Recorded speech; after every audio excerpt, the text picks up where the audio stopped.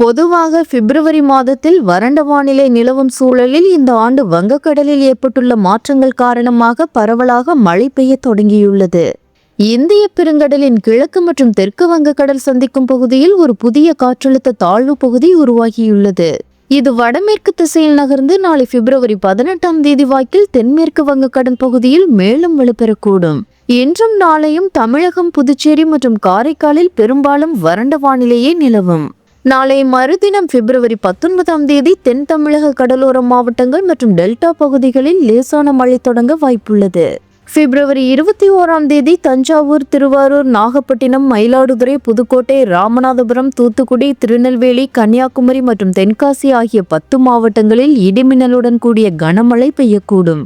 பிப்ரவரி 22 தென்காசி, திருநெல்வேலி, கன்னியாகுமரி மற்றும் காரைக்கால் பகுதிகளில் கனமழை தொடர வாய்ப்புள்ளது. சென்னையை பொறுத்தவரையில் வானம் ஓரளவு மேகமூட்டத்துடன் காணப்படும்.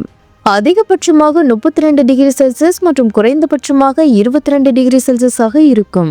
அதிகாலை வேளைகளில் லேசான பனிமூட்டம் காணப்படலாம்.